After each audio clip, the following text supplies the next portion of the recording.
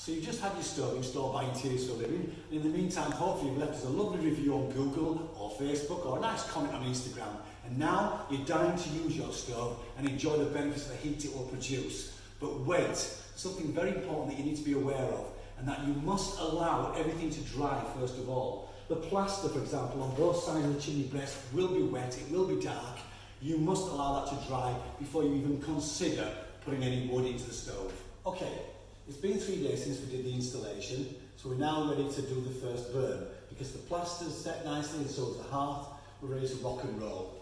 It's important to remember that when we do this first burn, the paint on the stove needs to cure. It needs to temper and go hard. For that reason, it will then create quite a lot of smoke and also quite a toxic smell. So we need to ventilate the room to allow that to dispel properly. There's also an oil inside the liner, and that liner will create quite a bit of smoke as well. So again, when we do these first burns, let's just kindle it and put one log on and allow that to burn off. And we're probably going to have to do that over 2 days. Okay, I'm now going to demonstrate to you how to do your first burn. I know on the internet there's 101 ways in which to light a stove, but I'm going to show you the most simple and probably the most efficient way of doing it. What we need is basically 6 pieces of kindling. This is all kiln dried, so it will produce heat the moment it ignites anyway. And we're going to build what's called a Jenga. You may be aware of the game. But basically I stack them on top of each other inside the stove. That will then give me a base to work with. I'm then going to take a natural fire lighter. I'm going to ignite the fire lighter and place it in the centre of the Jenga. One fire lighter dropped into the Jenga. Make sure the air's on full. There we go. Primary and secondary air are now open. We can then shut the door. We're going to allow that to burn for 2 to 3 minutes, and then we'll add our first log. That will then start the full heating process. This is our first burn, and we'd only keep that one log on it. The second time we do it, we do the same. Generally speaking then, there are no fumes coming off, there is no smoke coming off. We can continue to burn, and then you can log on as you. So we've lit the stove, and I'm going to put the kettle on to give the time for the stove to get to a bit of a temperature, and it's time to put the first log on. Very simple process. I'm use a nice piece of birch, good igniter, and we're just going to put that on top of the kindling. Shut the door, we leave the controls exactly where they are. The reason being is we need it to keep the temperature at the moment. We're trying to warm the flue up. We're going to leave it for around about 15 minutes on full temperature. That's both primary air and secondary air open, so that it does warm the flue. We need that to draw. In the old days, you probably used to remember your grandparents, they'd have had a piece of newspaper over the fire trying to draw the heat so it went up the flue to draw it. That way then, it takes the fumes with it.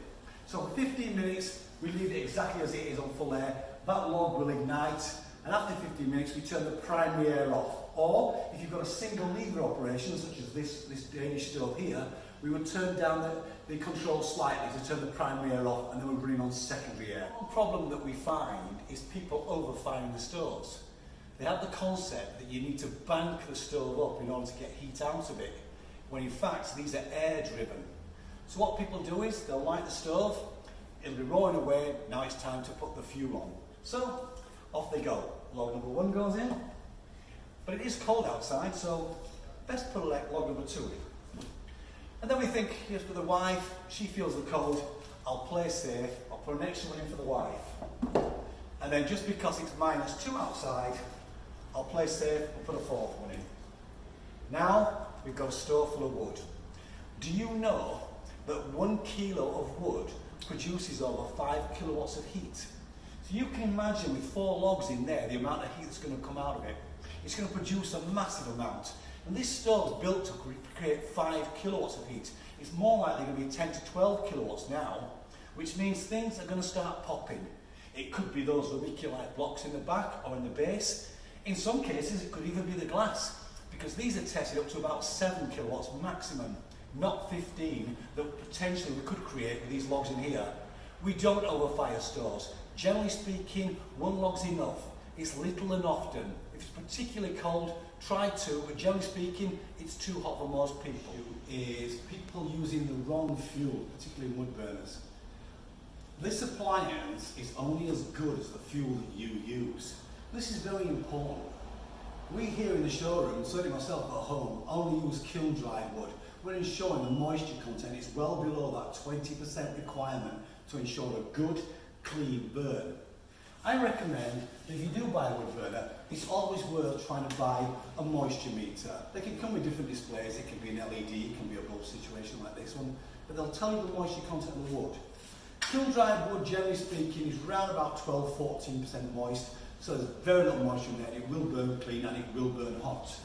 If I take this piece of wood here, I'll just power this up, place that in, and now we have an LED display showing the moisture content of this one is actually only 8%. Very, very dry wood indeed. So we know that when we burn this, it will burn hot and it will burn clean. If you find that the moisture content is above 20%, it's not ready to burn yet. And often with seasoned wood, which is advertised in a lot of places, you'll find that the moisture content is way above that. Don't try and attempt to burn it if it's above 20% because you're wasting your money. All that will happen is you'll get an awful lot of smoke in the chamber, you'll get very little heat off it, and you're wasting your time. Just put it in the garden, stack it, give it lots of aeration, and allow it to dry. It may take up to a year depending on how moist it is, but generally speaking, within that first year, it's ready to burn again. Just by using your moisture meter, you can confirm it, and you'll know then that you're going to get a good burn. In the past, who've said to me the thing that frustrates them about their wood burner is coming down in the morning and the glass is completely grey or black in some cases. The reason why this happens is they're not putting the primary and secondary air on full on an evening. There's a reason for doing it. It's not just about the air wash so that it cleans the glass for you, but it'll also make the ash go much finer in the base of the finer, which lowers that level. Because remember, we're aiming for about 3 inches, 75 millimetres of ash in there at all times. So if we allow that ash to burn fine, it will go lower. And as I say, the air wash will kick in, which will clean the glass. So I'm going to do this one. I'll turn the air up now. It's only a single lever operation on this stuff. So I'll turn the air up. So there's now more air in the chamber. The secondary air and the primary air underneath are all now aiming at the glass. And if we did have any grey areas on that glass now, they'd start to burn off straight away.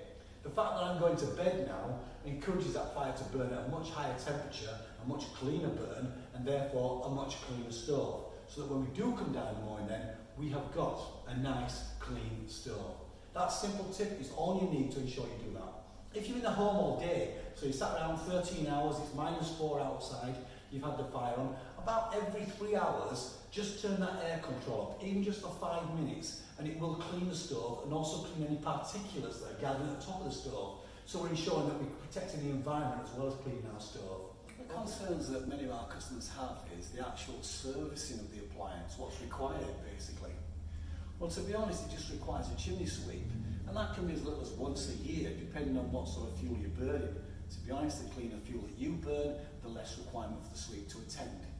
What the sweep will do is they'll put their brushes through the chamber of the stove, into the flue system and up the liner, and gather the soot so it drops into the chamber, where it will then be vacked out completely. Also at the same time, they're going to check a few things for you. They're going to check these rope seals that are around the door and around the glass. They're going to ensure they haven't perished because they are in direct contact with heat. Generally speaking, they do last for years, but again, depending on how you burn and what you burn, that could have an adverse effect. If they need replacing, average cost is around about £10 to be honest. The other thing they'll check is the blocks in the actual fireplace chamber. They'll make sure those blocks aren't cracked or suffering anything inside there, and if they need replacing, they'll advise you that they need replacing. That's how simple the servicing is.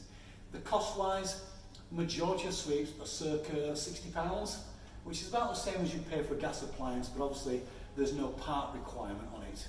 So that's how simple it is for your servicing. Leave it to your sweep, they'll take care of everything for you.